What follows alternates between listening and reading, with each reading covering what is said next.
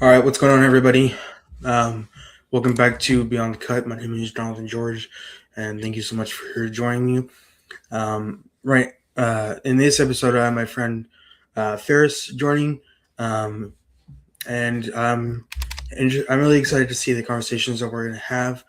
Um, yeah, if you guys have any questions or comments or anything like that, feel free to drop in the chat. But Faris, do you want to go ahead and introduce yourself? Yeah, no problem. First of all, Jonathan, thanks for having me. My name is Faris Nimer. I am a fellow film student.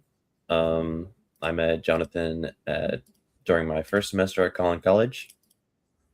Um, I'm about to finish up my associates in film production in December.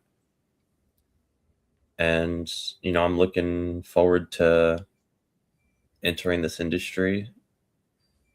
A lot of cool people, a lot of fun things to do. Yeah, I mean, is there something in particular that you're most excited about? Honestly, that changes all the time depending on what kind of project I'm working on.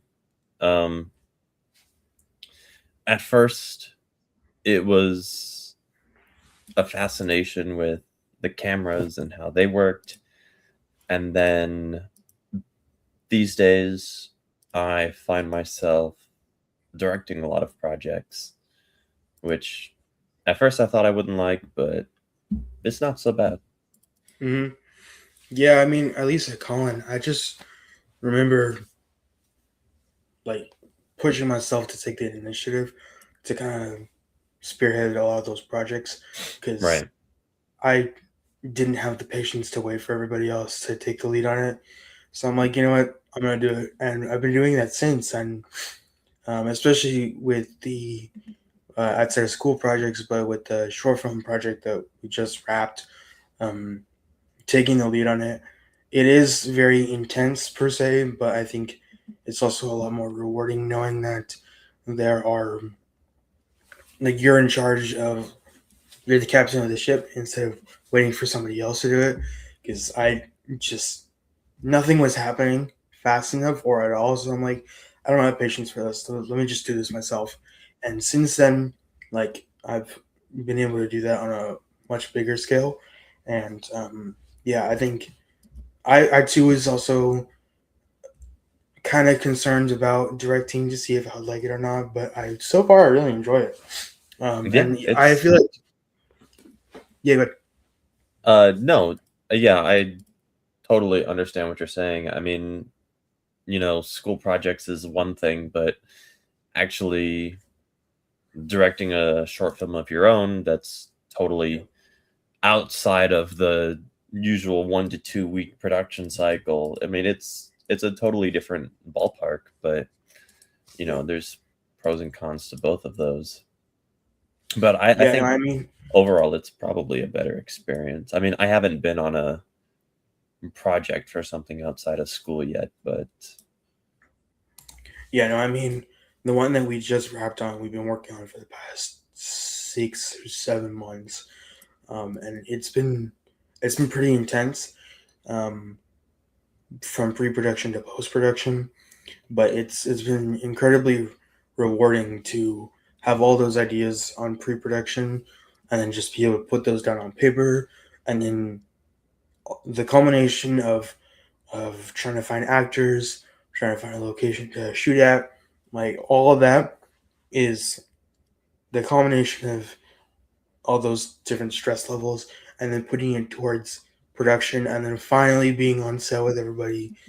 I mean, we were on set for an entire weekend filming that, and we had to do reshoots a little bit later. But I think to me, production, as stressful as it is really, really worth it. Um, Once you're able to be there with everybody in person and being able to bring those visions that you had from concept to script and then to executing it, and then from post production to editing it to make sure that it's exactly the way that you wanted it, and then even better, I that so far has been really, really rewarding for me, and I think it's really cool to see how even we were able to work on some pretty cool projects a while ago. But yeah, yeah, Yeah, for sure. The experience, despite how stressful and nerve-wracking it is in the moment, the I mean, it's just insanely like fulfilling and rewarding to see those visions come to life, not just for yourself, but with everyone else involved in the project as well. I mean, you make some really, really strong connections that way. yeah, yeah. I mean, even what we had done for, do you remember the digital video class Yes, I do. where, yeah, that was such an interesting class. Um, The but worst. yeah, it really was. But when we did that short film, comparing it to everybody else's, honestly, I think ours was still the best to date. Ours is the Um, only one that I remember. yeah, I mean, I remember maybe because we were working on it, but Yeah. yeah, I mean, yeah, I'm not gonna go into that, Professor. But anyways, um, yeah, so we'll go ahead and get into these questions. So, as a filmmaker, where do you draw your moral compass from when you're writing complex characters? My moral compass, as in like where I draw the line when it comes to flaws, or Yeah, it could be, or even just, is there a line? Are you willing to cross it? And what is that line? I think it depends on the content of the story and the message that I'm trying to get across in my story. Me personally, um, I prefer to write more uplifting stories. Hmm. So when it comes to writing complex and flawed characters, um, it's usually something that a lot of people can relate to or see in themselves that they can recognize in that character, and then hopefully take that message from it. And as with all writers, you draw from personal experience when it comes to writing stories and writing characters. Hmm. Yeah, I mean, is there a specific genre of movies and filmmaking that you enjoy the most and that you want to recreate the most? I think probably comedy. I mean, I know Mm, comedies, they say comedy's the hardest, but yeah, it's just fun, I think. yeah. I mean, have you written a comedy piece yet? No, honestly, um and that's sort of why I gave a vague answer at first. Writing is the thing I've probably done the least so Mm, far, um, outside of the script writing class. hmm. I haven't really written any narratives of my own. It's not something that I'm totally interested in. I don't really have any stories of my own to tell, if that makes sense. Like Mm, of course, I want to help bring stories to light, but there are none in my own mind that I want to see produced. yeah, yeah. I mean, that's fair. I mean, I I'm I'm a writer to a certain extent, but when it comes to putting all those ideas down on paper, I'm not the most skilled at it. So I'd rather give it to somebody who is way more skilled at it and will probably be able to put out a much better product than I ever could after spending way too much time on it. And I mean, it's the same thing with like editing. I cannot stand editing.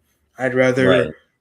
give it to somebody else who is better at it, has a better portfolio than me and has proven talent and can probably do it in less amount of time than I probably could, because I'd rather do that than spend all that. It's a time sink. I'd rather just give it to somebody else than do it myself, because I know it's probably not gonna. It's by giving it to somebody else, it'll probably turn out better than if I did it myself. You know.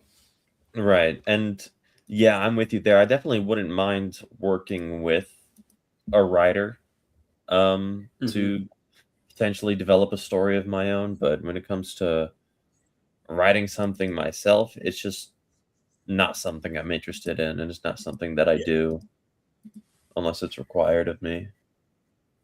Yeah.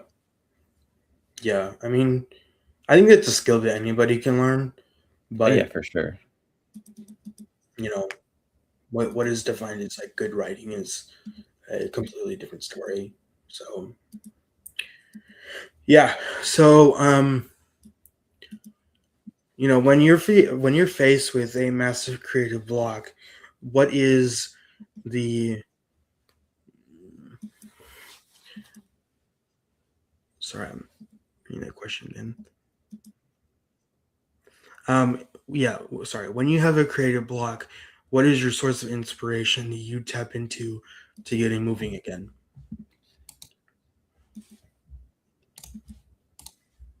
When I have a creative block, what gets me moving again? Hmm. It's never the same thing.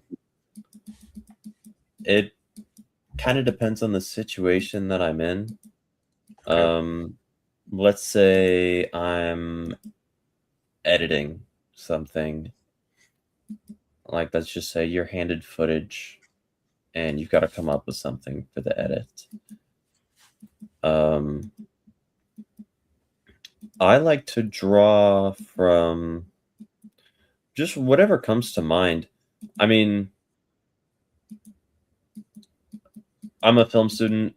I don't watch a whole lot of movies, so that's not really where I get my inspiration from. I mean, I grew up uh, playing a lot of video games, so a lot of my inspiration comes from those games and from just the content that I watch on YouTube. Actually, funnily enough, watching YouTube videos was what inspired me to pursue this path in the first place. Um, and so I think about that a lot when I have a creative block and I just need to get something out there. I'll sort of put myself in the audience's view again and sort of look at it and think, if I were an audience member seeing this, would I consider this good enough? Right? Hmm. Because when you get in your own head and you start, really pulling through the weeds of your own work and you're never satisfied with it, and it seems like you really can't come up with anything good ever. Hmm. You have to take a step back from your position as the creator entirely and sort of look at it from a different perspective, from the audience's perspective. As an audience, would you be entertained by this? Would you be moved by it? Are you drawn into this by something? And so I think by answering those questions, you get a better idea of what you're going for and what you're creating. Yeah. Yeah. I mean, was there a specific creator that you were watching that inspired you to get into filmmaking? Let me see if I can pull it up. The exact channel name.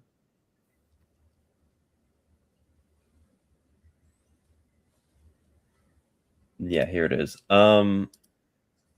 It's called Turn Down for Walt. Hmm. Um, he makes sort of documentary history type videos on uh competitive Smash Brothers. I used to compete, Oh wow. and while I don't anymore, I still loosely follow the scene, and his videos, I just have really high production value compared to a lot of other things you see on the platform, especially when it comes to video games and that field. A lot of times it's just gameplay with a face cam or highlights from a stream. But I mean, this is like the stories being told here Mm. with a script and, really, really polished editing. And it's for me, it was motivating to watch, thinking, oh, maybe one day I could do something like this about Mm. anything that I want. I think that's the great thing about being a creator is just that liberating feeling of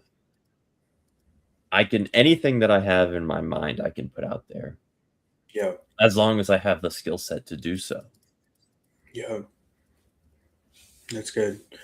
Um, yeah, I think it's really cool because I'm actually taking a class about game studies, and I think it's cool to see how really like so much development, pretty much the same amount of effort and time that you would put into pre-production with a movie or a TV show, you would put that much more into developing a video game, especially if it's a campaign type game.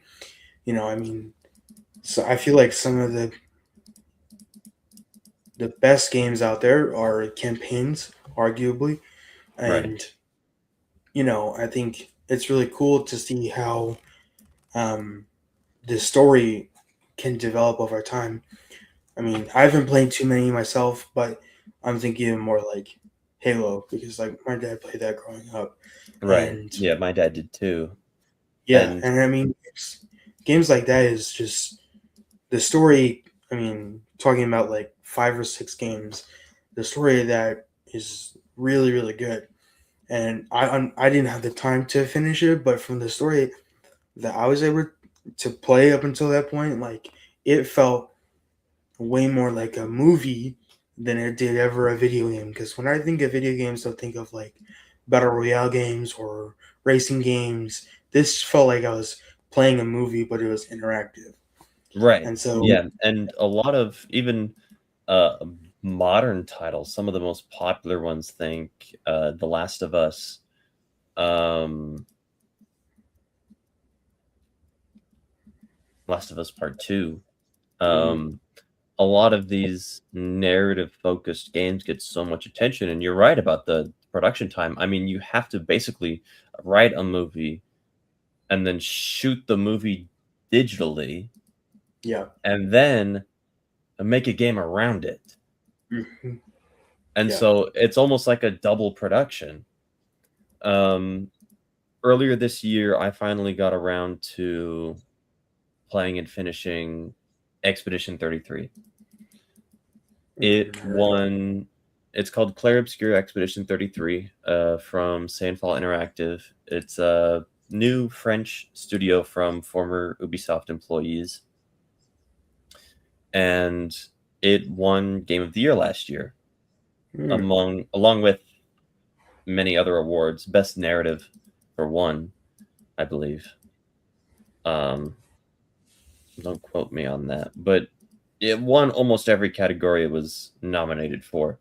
But it is primarily a narrative-driven game, and the cutscenes are shot as if it was in a movie. I mean, mm, and you have things like motion capture for the characters, and really good voice acting. And so all of those techniques that you would find in film production are still being used here in game design as well. And right. the game has a photo mode. You can pause at any moment in the game, whether it's in a cutscene, whether you're exploring the world or in a battle. There's a photo mode, and it basically gives you full reign over a snapshot from the game, Basically, Yeah. anything you can do with a modern camera, it gives you a little menu to tinker with. And you can Hmm. like place objects, place lights, change your lens filters. It's super cool.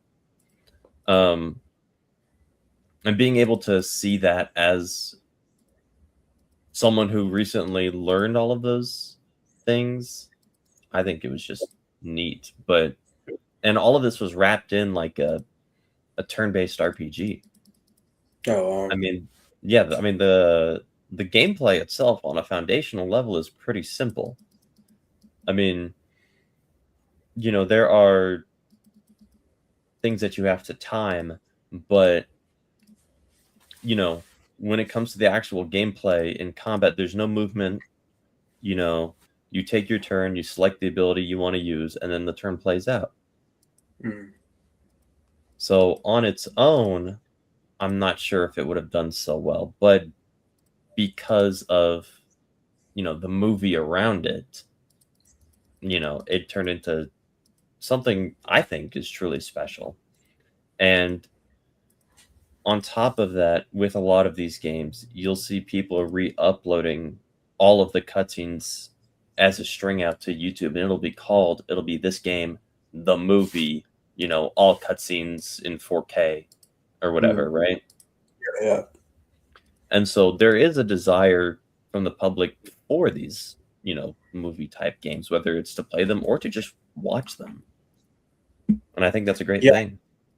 Yeah, I agree. I mean, if I've always played on the Xbox, but I've always been intrigued about the Spider-Man games on PlayStation, and especially after they made Spider-Man Miles Morales and Spider-Man 2, I've heard so many good things about it, and I too just found on YouTube all cutscenes because it felt like a story, and it felt like you were watching a very long movie, but it felt like a movie. And the amount of time that it took to develop the story of it, to create it, and make it into a game, it's been really, really cool. And I've also been noticing the importance that goes into and the almost like the level of gravity that goes into voice acting because I didn't really think of it too deeply, and then I realized that with like animated shows or even video games,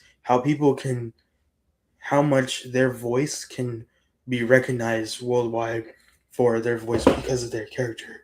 Um, like even I'm thinking of like Trevor from GTA 5. Like I don't know Right. when when people are like I don't know whatever Comic Con or whatever, like people recognized him for his voice, not necessarily because of his face, but I mean his voice was what brought his character to life. And honestly, when you were talking about video games, it really kind of made me think twice about as to why GTA 6 is taking so long to come out because we're talking about 13 years of development and most likely shooting and fixing it and making sure that pretty much like it's the I would assume when it comes out eventually it's probably going to be the game of the year Oh yeah, and for sure. it's going to do some crazy numbers. Now I don't even know if this is accurate or not, but I heard that the budget for GTA 6 was like $2 billion. Now I don't know how true that is, but even if it isn't, I'm willing to bet that they're gonna break even pretty quick. Yeah, I mean, it just sounds like an insane amount of money, but for a game with a scale as large as GTA 6's, I mean, I think it's taking place in Florida, right? Yeah, it is. I mean, think about just like creating the map, Mm-hmm. how long they would have had to spend driving around the area Yeah, and getting pictures and videos of every street corner, and then taking those, bringing them to the computer, to the modelers, and saying, hey, we need this, down, and we need it to look realistic. I mean, right. it's got to take an insane amount of time. And Mm-hmm. when you were talking about watching the Spider-Man cutscenes as a movie, and you said it was a lot longer, again, it takes so much longer for these games to come out because a movie is generally around 90 minutes. Yeah. If you want to watch, all the cutscenes from Spider-Man or from Expedition 33. I mean, I'm gonna look it up right now. Expedition 33, all cutscenes. This is a 4-hour YouTube video. Yeah. I mean, you're thinking 2, 3 movies at a time. Yeah. Yeah. And this was from a brand new independent studio. I mean, I can't imagine, the amount of fully voiced and motion captured conversations for something like GTA Hmm. 6. I mean, it's Right. it's going to be a spectacle, you know. And no Yeah. matter how the game itself actually turns out, I think just the project on its own is something to behold. Hmm. Yeah. No, because I mean, even like I'm thinking of uh, Spider-Man Beyond the Spider-Verse. I mean, the second one came out, and they were saying how the third one would be coming out the following year. I was like, this is great. But then I mean, it's been 3 years later. I Yeah. mean, hopefully we get it next year. But I mean, the amount of time that they've probably spent redeveloping what they were doing, rescripting everything, and maybe even reshooting a lot of stuff. Like, I mean, it's a crazy amount of time, and Yeah. it's very admirable to me because I'm like that takes a lot of time and a lot of effort just for the community to be able to enjoy this game. And more often than not, I feel like, arguably speaking, video games don't get the credit that they deserve, especially those types of campaign type games, because you don't know how much time went into the development and the story behind it and the game mechanics and all that stuff. Because when people play the game, all they're doing is criticizing it and how it can be better. But I mean, were you in the office and in the studio when they were developing it? I mean, the amount of time, the amount of money. So I mean, it's the same thing with the movie. Yeah. Yeah, If you'll excuse me for just one moment, Jonathan. you're good.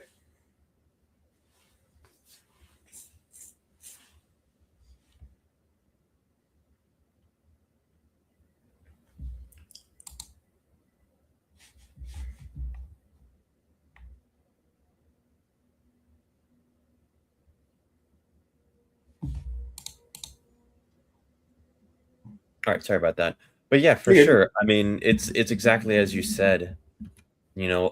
Most of the production of both the video games and movies goes unnoticed, Hmm. and it's really, a shame to see. It's something that unless you did it yourself, you could never really fully grasp Yep. the scale and the time it took to do that. Yeah. Recently, I did some research into Andrew Lesney when I watched the Lord of the Rings trilogy for the first time. Hmm.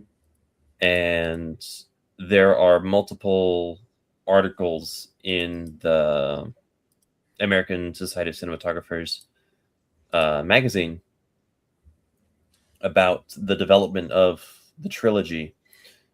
And one thing that stuck out to me was how they got the Shire to look the way that it does. It's the first location in the movie. It's the Hobbit's homeland. It's very green. There's bushes and trees and flowers everywhere. They planted everything. Mm. They planted the whole thing before they shot the Mm. movie. All those bushes and trees and flowers that you see there are real that they planted for that movie. Mm. It blew my mind. Yeah. Yeah, I mean, did you know that I had seen that in Interstellar, Christopher Nolan didn't want in the scene where they're chasing the probe through the cornfield. Um, he didn't want to use CGI for that, so he planted those acres and acres of, I think it was a cornfield, but he did that himself simply because he didn't want to use CGI. I think that's crazy because the amount of time and money that went into planting it and growing those crops just for like I want to say it was maybe a 5 or 10 minute part of the movie. Like that's insane. Yeah, yeah, for sure. I mean, it's crazy some of the things that production teams do so that their vision can really flourish. Yeah. And I think plants are a great example, um, to go along with the idea of basically, I mean, devoting your whole life to it Yeah. for while you're doing it. I mean, with a lot of other occupations, it's you don't think about work unless you're at work, Yeah. right? But with something like this and with video games and other creative fields, I mean, it consumes you. It Hmm. becomes who you are, whatever project you're taking on. You know, you could be done with a shoot for a day, but you're still, thinking back, replaying every take that you shot, or maybe you think, oh, well, you know what? I just had this idea. Hmm. I want to run that by the crew tomorrow. You know, Yeah. there's so much more going on outside of the actual working hours. Hmm. Yeah, that people don't even know.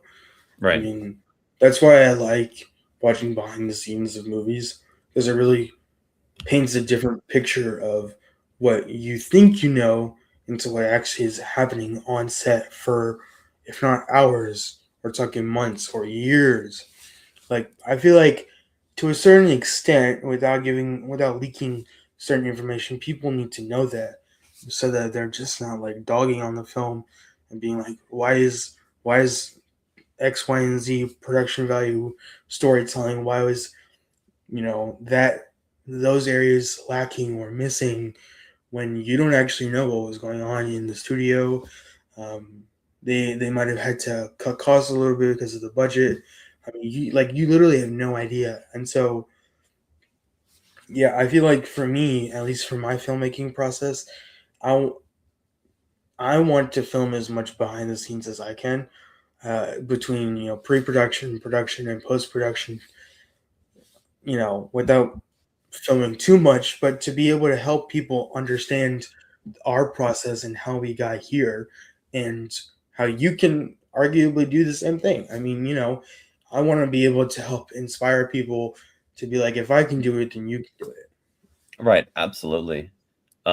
It's really eye-opening to see, and I wish that, I mean, and I don't know how they would deliver it these days because obviously, DVDs aren't exactly flying off the shelves like they used to with the advent of streaming. But you know, when I watched the Lord of the Rings trilogy, um, it was the box set of the director's cut, and it Mm. had two extra discs of footage per movie Oh wow. for things like behind the scenes and whatnot.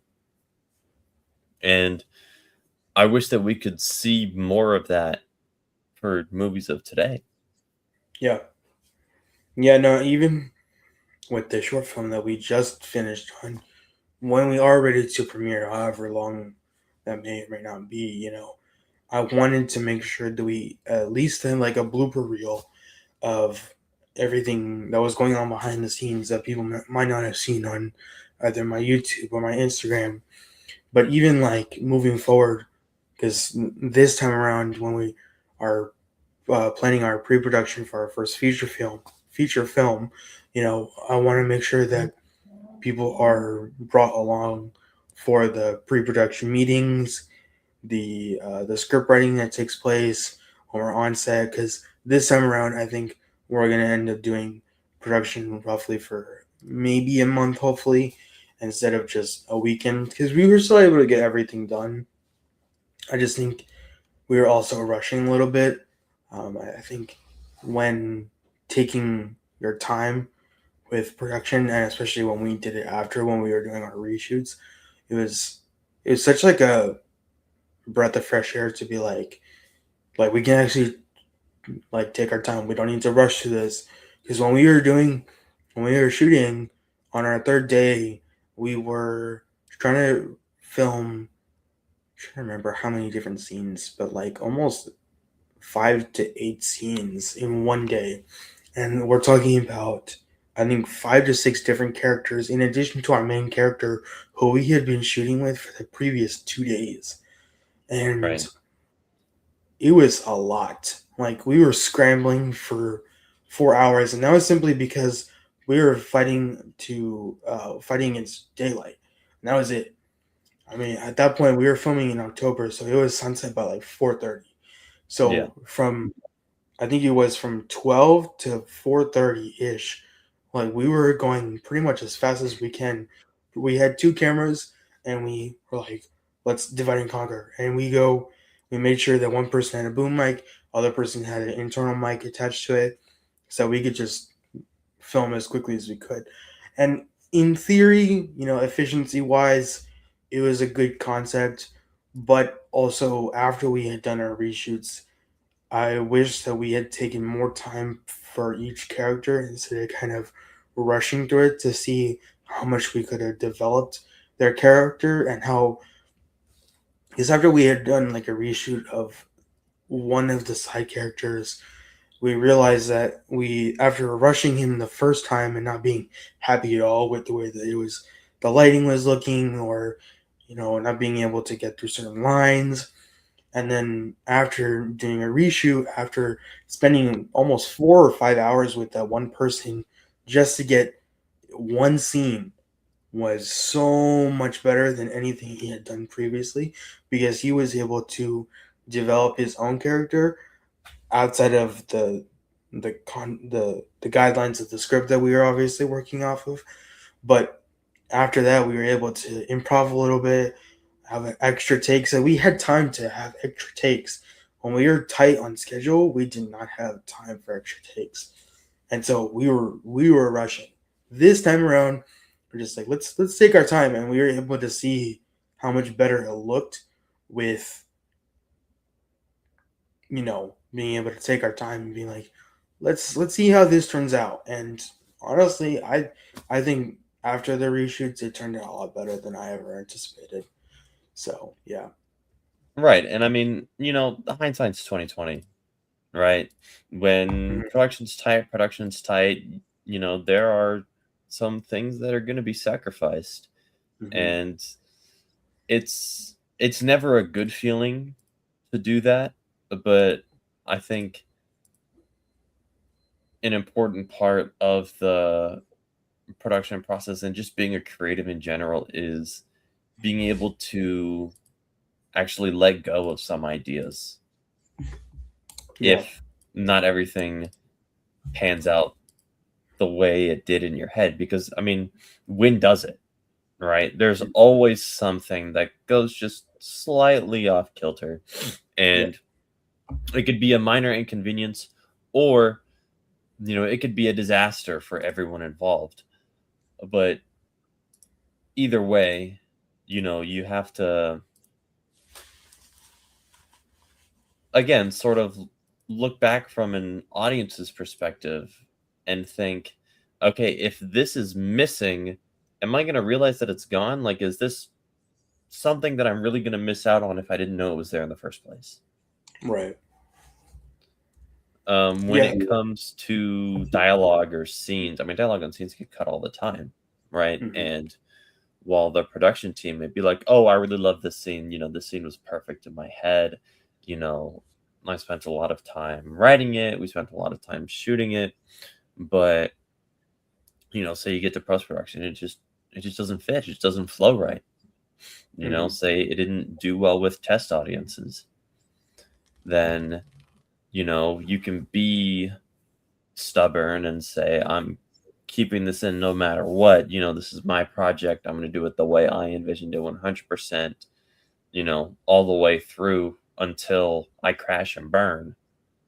Or you make a couple compromises here and there, and there's really no right answer.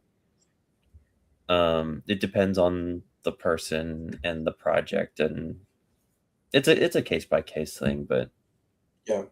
it's something Yeah. that you have to be prepared for. Mhm. Yeah, I totally agree. I mean, having to or learning how to be um, adaptable, very flexible with how things are obviously going to change. Like the initial concept that you have is not going to be the end result. More often than not, like the initial idea that you had before even putting it down on paper is most likely not going to look exactly the same as when you're in post production and you're at your final cut. I mean, it's just completely unrealistic. And a part of this field, or even along with life, you have to be flexible with the things that are obviously going to come up because it's going to come up, and you either roll with the punches or you just like you said, like stick with it till you die, and then more often than not, you die. Like you have to Yeah. be able to be flexible. You have to. Yeah, it's like they say, there are three versions of the same movie. There's the movie you write, the movie you shoot, and the movie that you edit. Hmm. Well, audiences only see the last one, the movie that you edit. They're never Hmm. going to see the first two. And Yeah. so you have to be able to accept that, like the movie that you write is not going to be what's shown on screen. It Right. never is. Same thing with the Yeah. movie that you shoot. Changes are going to be made every step of the way. You'll get new ideas, or something doesn't work out exactly the way you wanted it to. Hmm. Um, not to reiterate, but I think it's one of the most important things to keep in mind. Yeah. Even with regardless of filmmaking or not, I mean, just trying to think of like there's no working around it. It's a part of life. Yeah, And I mean, it's a great, mindset to have outside mhm, of this industry as well. It can really yeah, teach you a lot and sort of open your mind to some things.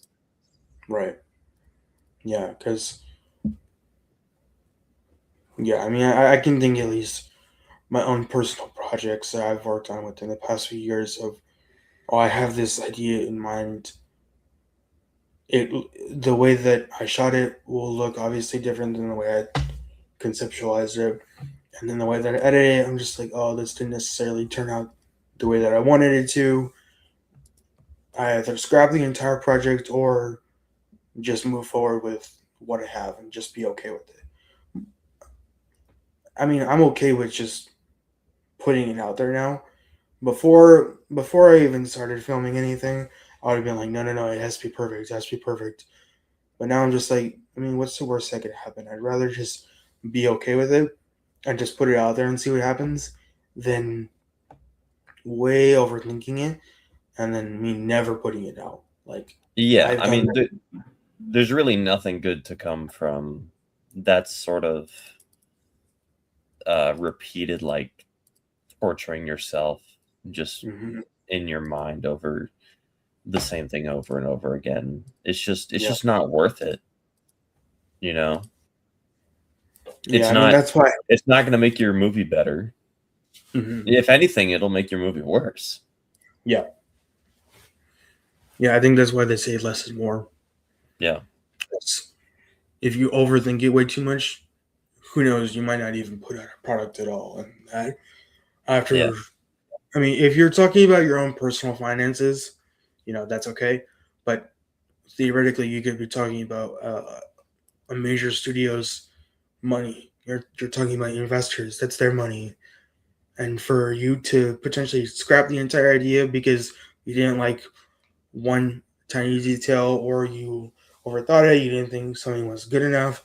I mean, that's their money down the drain. And I would never ever want to do that because that's somebody else's time that they invested into you. And yeah, I mean, I think we're both fortunate enough right now that we're both learning while we're still in school. But once, and I'm really thankful that we can take these things that we're learning right now and be able to apply it to our own individual careers wherever we end up 5 to 10 years time from now. But I'm thankful that we can learn this now as opposed to when we're already out there and when it's too late to, arguably too late to ask these types of questions. Yeah, Um, absolutely. I think it's been a great experience. Um, being able to go through all of those steps. I don't want to say without real consequences, but I mean, certainly not as bad as if, like if this doesn't get put out in the 2 weeks, then I'm not paying rent or whatever, right? right. You know, right now it's just an unfortunate grade, which I mean, it Hmm. still matters. Obviously, you want to do well in school, but it's good to have that sort of um cushion now Hmm. before we get out there. Yeah, because right now it's just a matter of a grade. 5 to 10 years time from now, you could be talking about millions and millions of dollars, Right. like potentially. And so you want to, the Bible says, um, the parable of just if you're entrusted with little, or if you're not entrusted with, if you cannot be entrusted with little, you cannot be trusted with much.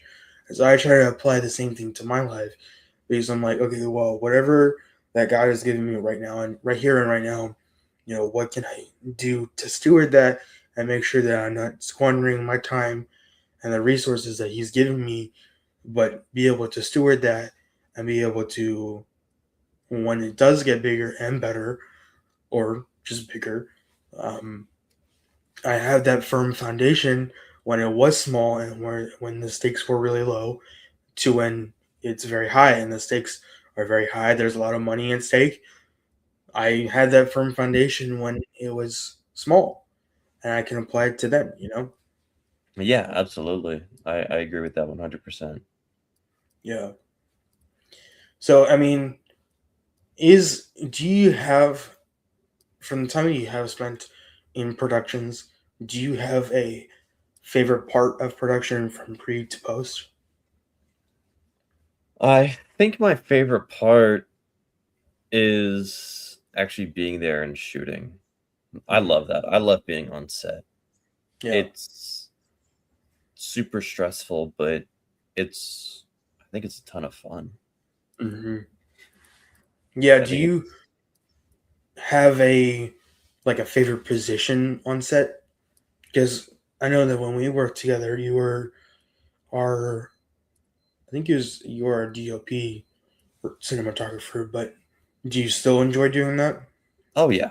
Yeah, I do. I love holding the camera, you know, getting those really, really good shots. When you're holding the camera and, someone tells you the kind of shot that they want, or you have the idea for the shot that you want, and you're able to move the pieces, block the actors, Yeah. um, set the props and everything, and you get it lined up in the frame. I mean, it's a great feeling. Yeah. And then hitting record and watching it all play out, and then looking back at it before you hand off the files. It's great. It's a really fun experience working with the camera. Yeah. Because I mean, you're bringing the director's vision to life, and you're the one who's capturing it. I think that's really cool, Yeah. because without those people, you wouldn't have the footage, or without the boom operators, you wouldn't have the audio, and those are crucial parts to filmmaking. I mean, when we were on set for the short film that we finished, after our first day of filming, my initial editor called me and he's just like, "You need to come back right now." And the problem that we ran into was the video that we were, or the cameras that we were using, and there's actually Colin's equipment. Um, we were using the camcorder, the Canon XF605s, and I forgot to attach the internal mics to the camera itself, and that was just with the XLR cable. And then we were using the Blackmagic. That one also did not have a mic, but we were using a boom mic, so we had audio, but the video that we were using did not have audio. So we Right. were essentially shooting video, no audio, and then audio with the boom mic, and trying to line that up. That's what took the longest to do. That's what pushed back our production timeline so far back, and it was a nightmare because I'm just like I didn't realize how important it was until it was too late. Right. Yeah, I We had a very similar experience uh last semester, and it's not fun. Yeah, It's it's not not fun. because of that we went through over the span of 6 months. We went through three different editors because it was too much for them to handle, and more after the fact, me and my co-producer, we just decided to do it ourselves because I'm like, we don't have the time. Our deadline and our timeline was closing in really fast, and I'm just like, we need to get this finished. And without it, I mean, we were kind of screwed. Yeah. Thankfully, we were able to kind of piece together what each individual editor had individually done, kind of put that together, and then in addition to the reshoots, we finally put together like a finished product. And the final part was just getting it off to the guy who was scoring it, and who's that took a little bit longer than anticipated as well. But I mean, to think that audio pushes back 3 months, I mean, I would have never expected that to ever happen. And now I know. I mean, I'm just like moving forward. We're using a shotgun mic. We're not going to use anything else because obviously, I mean, I can't even use school equipment anymore because I'm not there. But I'm also not trying to throw down a lot of money on a boom mic. Right. So once we're there, obviously, boom mic is where we'll do it. But when we do start production for our next one, I'm just like, I'm gonna rent a lens. We're just gonna use my camera, and we're just gonna use a shotgun mic, or I'll use like lav mics. But we're not doing this again. Like Yeah. this yeah, go ahead. The about equipment and not having access to certain things, I think where we are, it's more important to get our stories out there Mm. than it is to you know try and get to a certain standard of equipment. I mean, a lot of independent filmmakers, I mean, they shoot on their iPhones, Yeah, you know? So, I mean, it's totally doable to sort of that's if there's anywhere you want to cut costs and cut time, I'd hmm say it's probably your shooting equipment. yeah, yeah. No, because it goes into the film had very high production value, but the story wasn't good. Like you have to be able to nail your story before you can have a good quality. Because I'm all about like 4K footage and making sure that it looks really good, but also I'm like, okay, but was the story that I wanted conveyed in the way that I wanted it to? And if not, what needed to be adjusted? And because when you really think about it, when you boil it all down, it's just a script. And so if you can't nail the script, then you're kind of screwed. And you can have the best cameras in the world, but if you don't have a good story, then it's gonna be a bad movie. Right. So Yeah, 100%. yeah.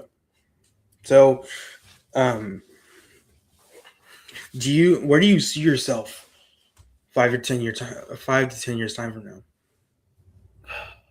Well, hopefully with a job, Mm-hmm. first and foremost. But one thing that I hope I can sort of get a hold of is being able to balance a profession like this. It's like we talked about it earlier. I mean, it just takes up so much of your life, but Mm-hmm. you know, I mean, 10 years from now, I want to raise a family of my own as well, right? And I'm not quite sure how I'll be able to do that with something like this. Mm. Um, I might have to forego film production entirely because, you know, my number one priority as a person, you know, when I think about where I want to be in 5, 10 years, the first thing that always comes to mind is having that family. You know, it was never about being able to be on a huge production set. I mean, obviously, this is something that I'm passionate about and I love doing it, and I would love to do these things, but I would not sacrifice so much time with my future family to get more of that. And so Right. because that comes first, um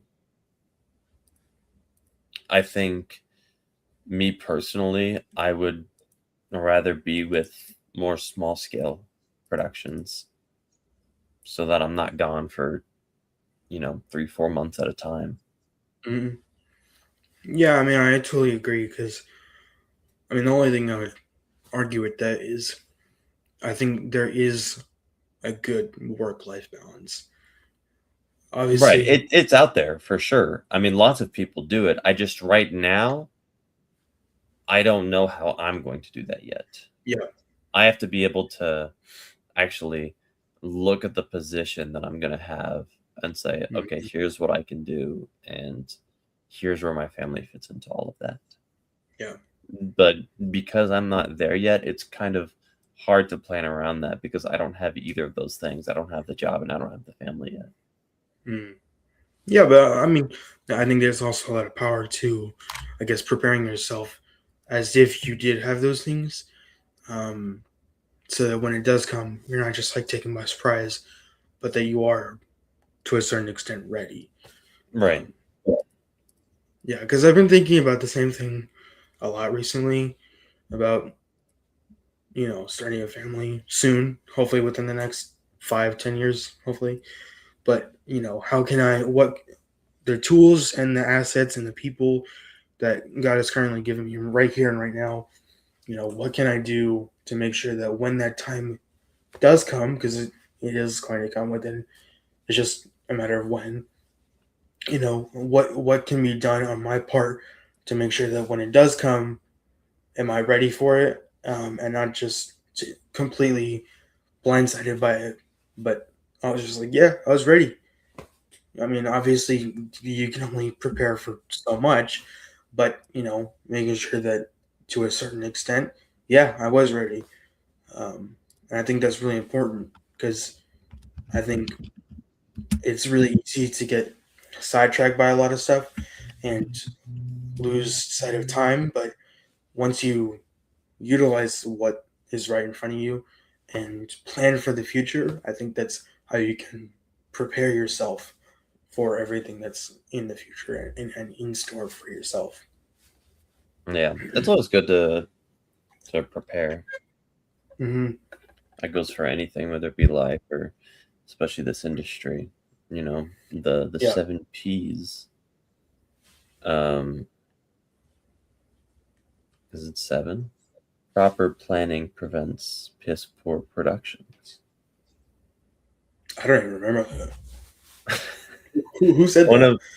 of um one of my professors this semester, Arthur Muhammad. No, I didn't He's take it. he's an independent filmmaker, and he has a big focus on pre-production, Mm, and it's important as I've gone on in the semester. The projects that have pre-production, the projects that don't, night and day difference. yeah. Yeah, it's it's a clear, like you said, clear difference when you have clearly thought out your entire script front to back and her troubleshooting with a lot of people and getting feedback. from it to see if this is one viable, two financially a smart idea, but making sure that you have the budget for it, we have the proper people for it, you have the proper locations for it.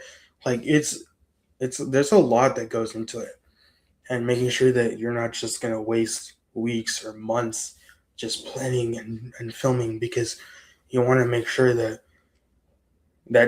all that time is not for a waste. Because if you don't have a good script and good planning, production is going to be a disaster, and post production is going to be even worse because they have to try to salvage everything that was shot in production that should have gone one way but didn't go that way.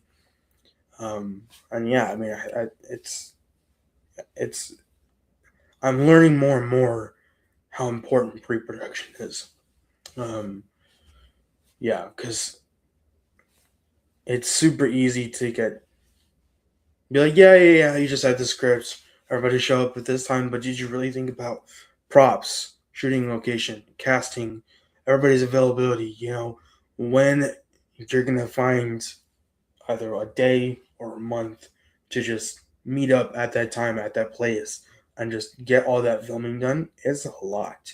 I say that because I did that, and after we're done, I mean, there were a lot of tweaks that we had to make to our script. I mean, we're talking about, I think, 10 different drafts, and I think that's the bare minimum, especially for shooting, because you can have an idea, or somebody can have an idea, and then that get completely changed around, because that would completely change the direction of the film that you were going for. Yeah, totally agree. It's, yeah, definitely the most important thing. A lot of examples that, we both could call upon and talk about Yeah, for a long time about that. yeah, for real. Yeah. So when you're collaborating, what is one thing that you value the most in a creative partner? Um, I hope this is everyone's answer when I say this. But just general communication skills. Mm, You know, be nice, be thoughtful, and we'll work well together. It's as simple as yeah, that. yeah. Effective communication is easier said than done, because I feel like nobody has it nowadays. Where it's just like, give me the.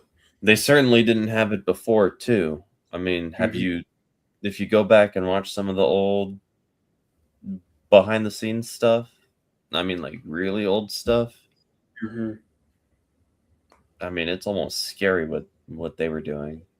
It's a yeah, miracle any of those films got made. yeah. It's actually cool to see, because I'm taking a film and TV analysis class, and it's really cool. I've always been interested in like I've always loved history, but I think more than history, I've loved the history of filmmaking, and to see how it's evolved over time. Because the my previous episode, I filmed with a friend who's in New York, and he's been in the entertainment space for easily 40 years, I think. And they started out with the film, but they didn't have digital editing, so you would like cut the film, and to see how that's evolved into you're shooting on the camera, all those files on the SD card, you import them, you save it to your drive, you're importing that into Premiere, whatever editing software, and it's all right there.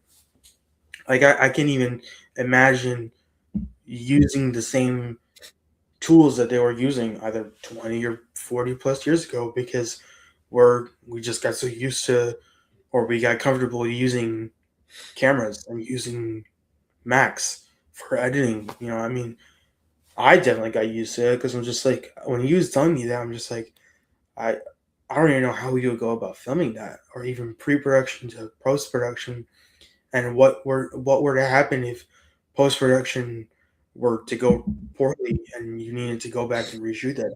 I mean, film is expensive. I Oh yeah, mean, so yeah, yeah, because yeah, just absolutely crazy stuff. But yeah, yeah, definitely effective communication. That's really all I can ask for, and I hope everyone feels the same way. That is, I think, I don't want to sound rude, but I think there is an objectivity to this, and that I hmm think, for sure, truthfully, the best thing you can have in a collaboration of any kind hmm is effective communication. yeah, yeah, I 100% agree.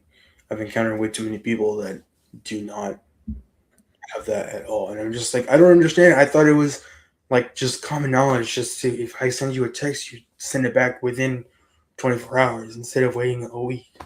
You know, but yeah, it's if you have effective communication in a collaborator, you'll probably be able to get a project done pre-production to post-production relatively quickly, and you'll be able to execute those ideas very quickly.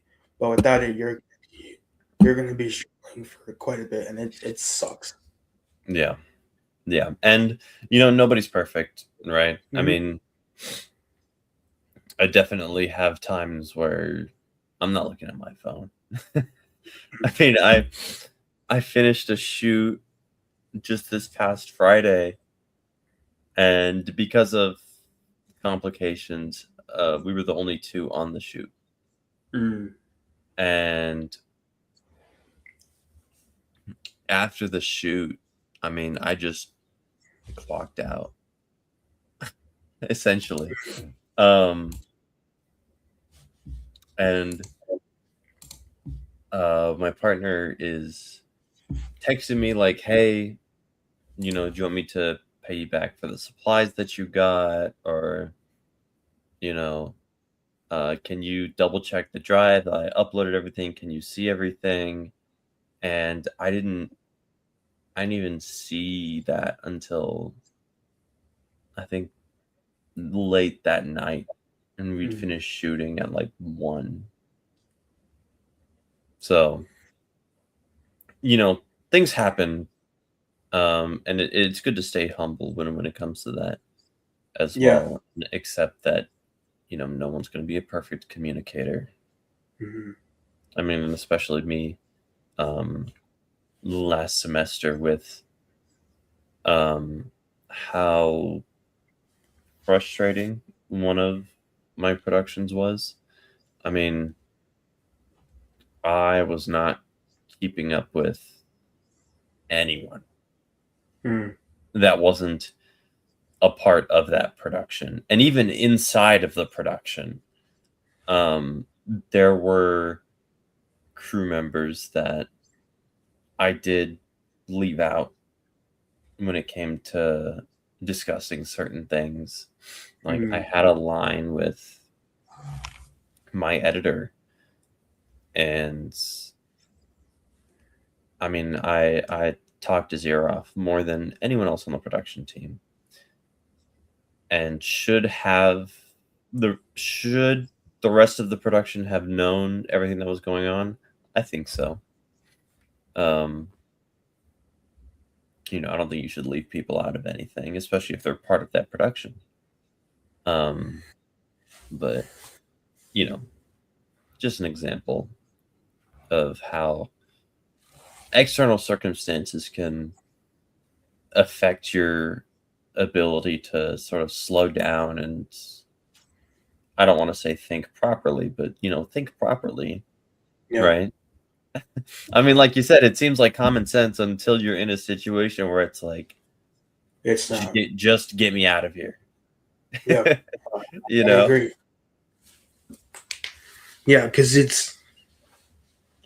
I mean, I totally agree. I mean, when I started our most recent project, I mean, it was just me and my friend, and he reached out to me because he knew I had a personal network of people that were in the field that had different skills. I'm like, okay, that's fine. I'll reach out to them. what started out is just me and him grew to about 25 people, and it was really really cool, and I was really thankful and inspired by that.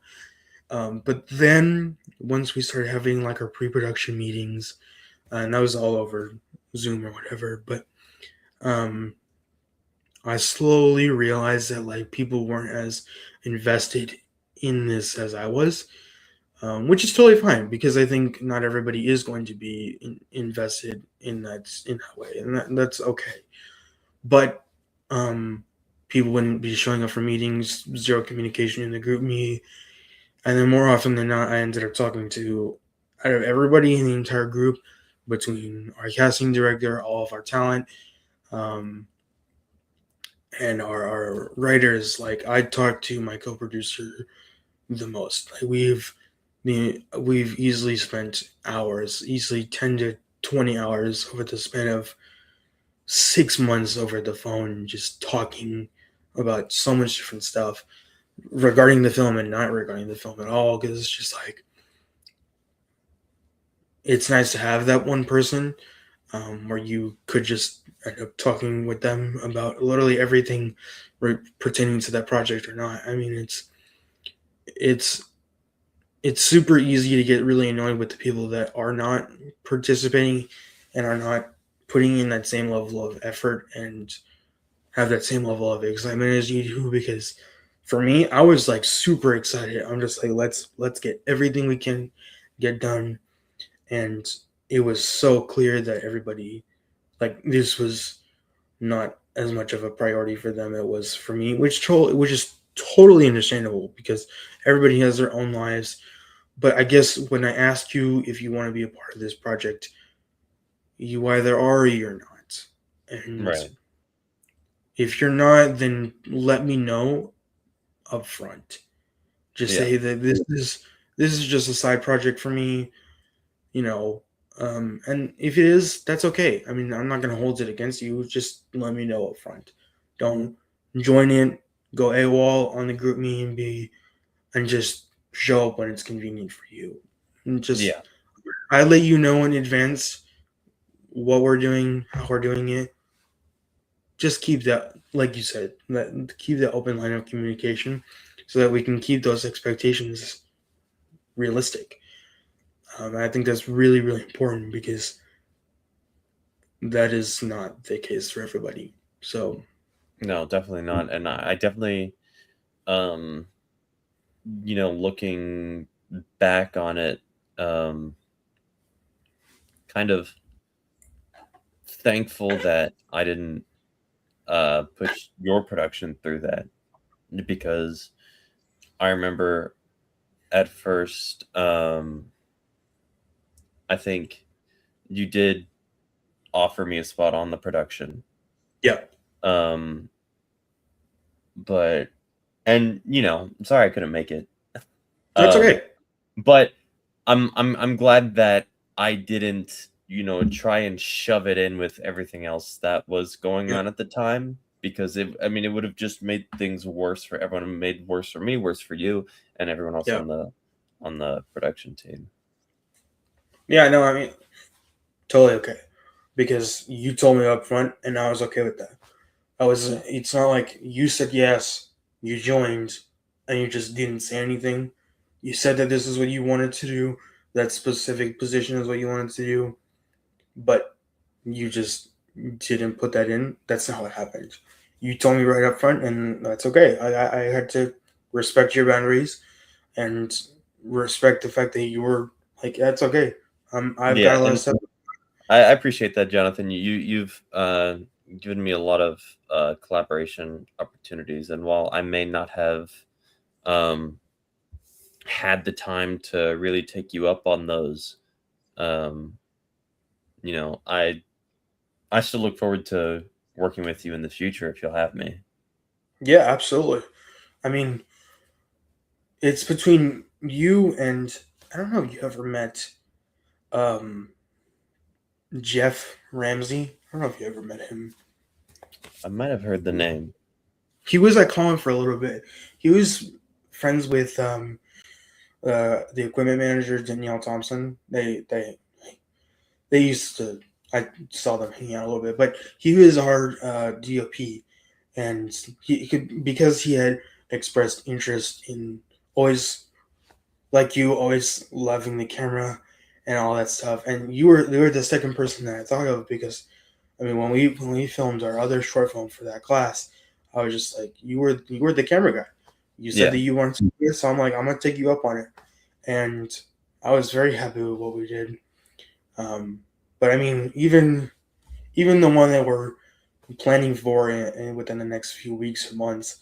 Um, I mean, if you're available, I mean, I'd love to bring you on for that as well because this one I'm feeling a little bit more confident with because um, we have more time. I'm making sure that we're budgeting for more time instead of just trying to rush through everything.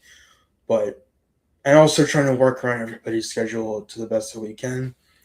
But I don't think I'll ever not invite you to a collaboration because I'm just like one of these days you'll be hopefully be available for Yeah. a project, and that's okay because there are plenty of other people that I would love to bring on, but their schedules aren't allowing for it for at least for this particular season of life, and that's okay because sooner or later, hopefully, fingers crossed, we'll be able to work on something together in the future, and hopefully it'll turn out amazing. Yeah. But And it could be this next project, or it could be 5, 10 years down the line.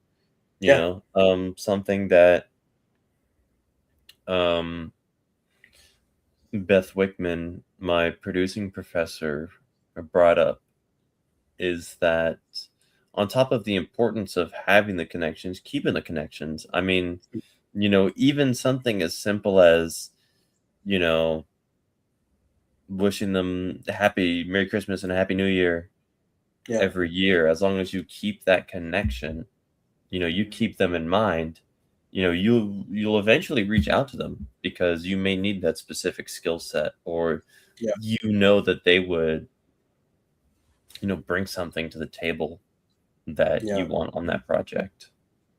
I agree because after I was able to network with a lot of people, especially at Colin, I realized how everybody really does have a different skill set and has a one niche that they're really really good at or they really really enjoy. And I was just when I took on the role of executive producer for this project, I was just like I see everybody's different skill sets. I see all of it. I'm the person at the overarching picture.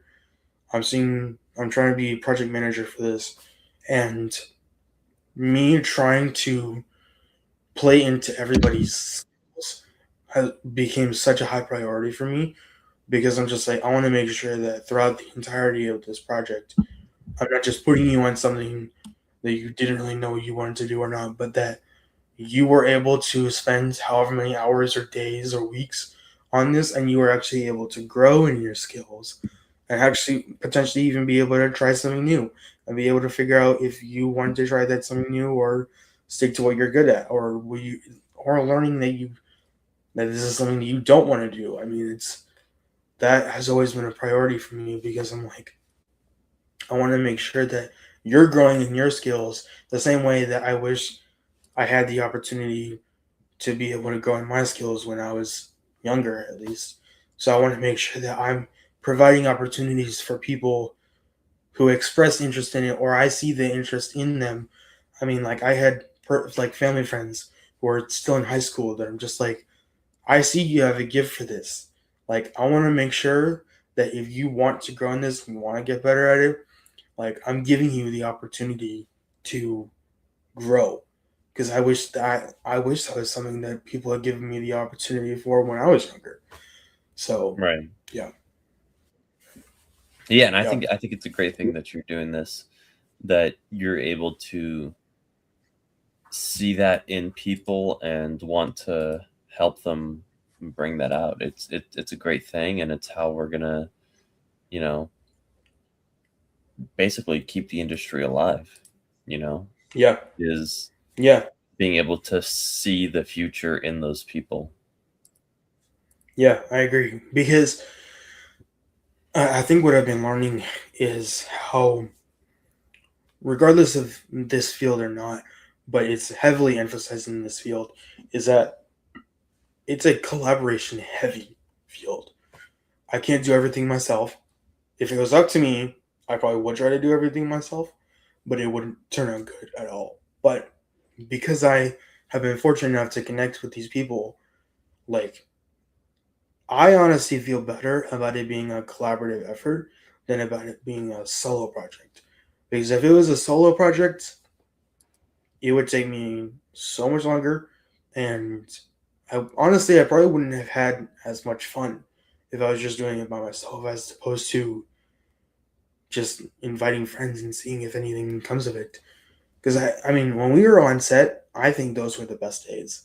The pre-production meetings, those are okay. Post-production was a nightmare, but those production days, I mean, we were there for 6 to 8 hours a day. I mean, it was so much fun. I mean,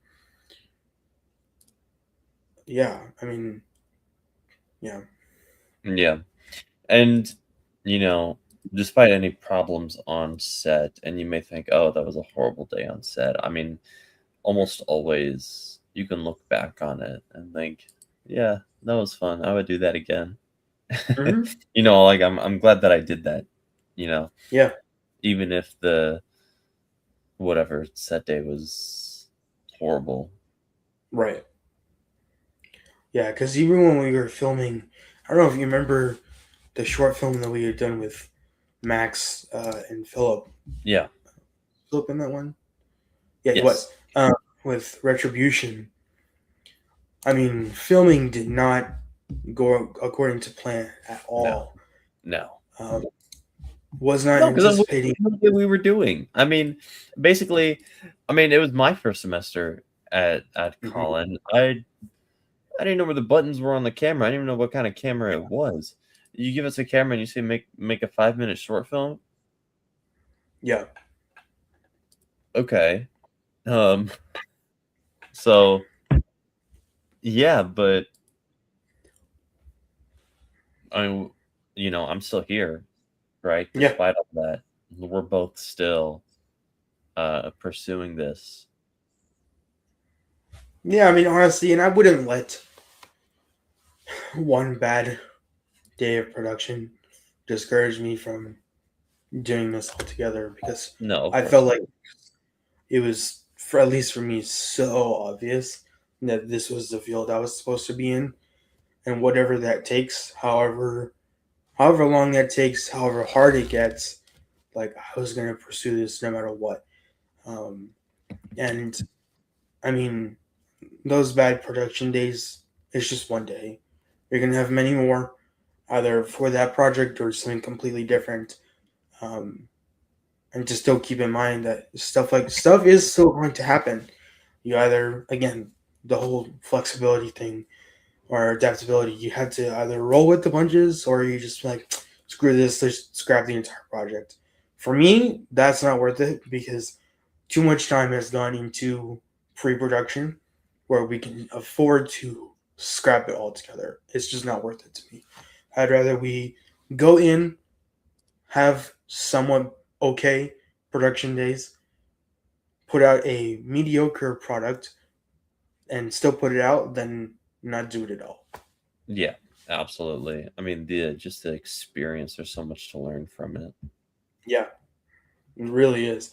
I mean, I learned so much from our crew that day because, and that was another thing. Like when we were on set that day, I mean, first of all, we shot an entire short film in one day. Yeah. That's pretty good. I'm not gonna lie. I mean, it But was essentially an in-camera edit. yeah, yeah. I mean, I mean, and to think that we did that all in one day, that it wasn't terrible. It obviously there were some things that could have been done differently, but I'm very thankful that we were able to have that experience because I was able to learn what to do next time and what not to do next time. I mean, um, I think from that project, I learned how important it was for the crew and the talent to meet up prior to those production days and to be able to have those table reads and go through the script, because I don't know if you remember, but we did not follow that script to a T at Mm-mm. all. And No. also, I made that script using ChatGPT. I don't know if you knew that, but I I made I that. I I think I remember that. Yeah. Yeah, and that was I now I'm like I avoid doing that. I'd rather have other people doing it. But that was simply because I had never written a script before. I knew what concept we were going for, and I was just like, this is probably the easiest solution, especially with this tight school uh, timeline. But yeah, I mean, from that I learned how important it was for everybody to meet up prior to showing up on set. So Yeah. you can go through the script and find those flaws, because I didn't notice those flaws. I also didn't read that script the entire way through until those production days. That was a really big mistake on my part, because I noticed that there were so many inconsistencies, and I wish that I had gone through and fixed those, so that when we were on set and the actors were looking at the script, they're just like, okay, we'll do this, but that doesn't make sense. Jonathan, what do you think? And I'm like, what? it was Yeah. it was bad. Jonathan, do you remember, on the topic of going off script and dealing with that, do you remember uh when we had directing class and it was Thanksgiving week and I was absent for the shooting day for the interrogation scene, Ah, Chester. yes. Oh, that was so bad. And you told me that it hadn't gone very well, but you handed the footage to me because obviously I edited it because I wasn't there for the shoot day. But I'm sitting there and I'm watching the footage, and every single take, there were different lines. Yep. Yep. And so it was it was certainly a unique experience going through all of that and trying to fit them all together in a puzzle, and not only that, but also compensating for um I guess just I don't know. I mean, Poor you talent. know, I think across the board, there were holes in the production. A Obviously little I bit. wasn't there, right? Yeah. Um, but you can always there's always something there to work with. And I think the Yep. professor mentioned that when he said that turning the static shots into like security footage, putting that filter on. Yeah. I mean, Um, that's probably the best part of the entire thing, honestly. right, but that was just sort of a I don't want to say last minute decision, but I decided that pretty late into editing it. Yeah. I was like, "Oh, I think this would be neat, I think." But it ended up bringing the whole thing together, Hmm. and Yeah. it totally saved the production. Yeah. I totally agree, because that thing was in shambles. Oh yeah, from the Because start. yeah, because it was just me that day and our actors. Because I think that group was only 4 people, so when you weren't there, it was just bad. Yeah, But sorry about that. no, I mean, it's over with. And honestly, every poor project that didn't necessarily go according to plan, I think that's just another rep that we're putting in, and we can just add that to our portfolio. Like on my production page on my YouTube channel, like all of those school projects are on that YouTube channel, because I'm just like, it's my portfolio. I mean, I'm not proud of all of those projects, but I mean, it's better than nothing. And I mean, when people want something to reference to, especially on my portfolio, like they can go in and look at it. I mean, I'd rather that than nothing at all because it was a bad project, and I'm just like, I'm not posting it anywhere because it was just that bad. No, I Right. mean, it's I'd rather just put it out there anyways and just see what people think. I feel better about just putting it out there rather than just keeping it in my hard drive and just letting it collect dust. Like I'd rather just put it out and see if anything came of it. I mean, it put up a few views, but I mean, I was like, a production is a production, and I'd rather just put that out there than just let it fade into oblivion. Right. Yeah, because I mean the experience means something Mhm. to everyone involved, and regardless of the quality of it, you know, I think there's always something to see there, Yeah. right? And that goes with, school projects that you may not be totally proud of, or just an idea that you have in your head and you totally execute on it. And then, say it's a YouTube video, you make a YouTube video, and at the Yeah. end, you're just like, man, this sucks. I don't want to do this anymore. Hmm. Still do it. You have it. You have that idea. Put the idea out there. Someone's Hmm. going to see it. Someone's going to like it. Yeah. I totally agree.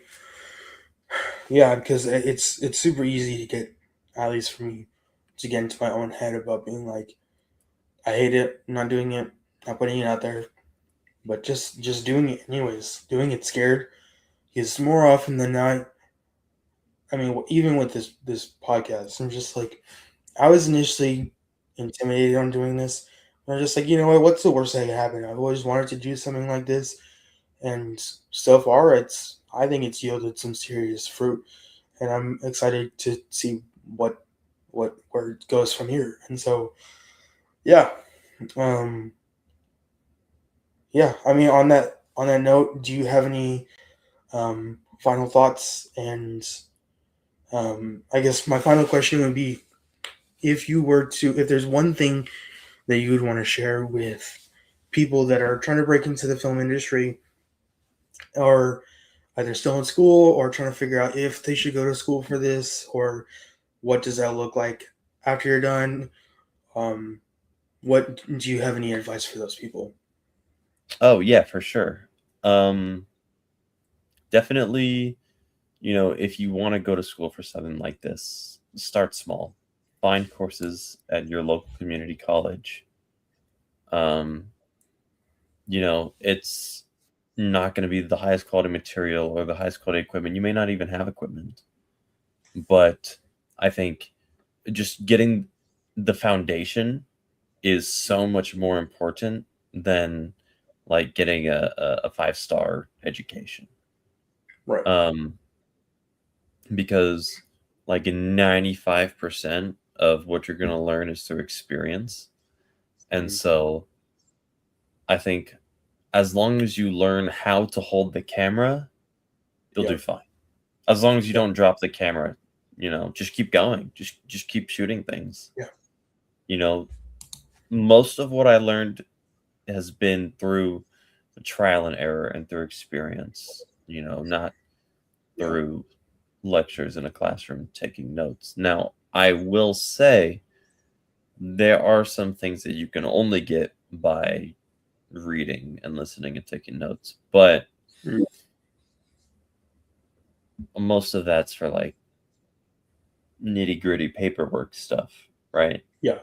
Yeah. And there are people who do that. I think it's an important part of the production, but if you don't really have an interest in that, I think it's so important to learn Hmm. everything involved with the production process, budgeting, location scouting, talent wrangling, everything.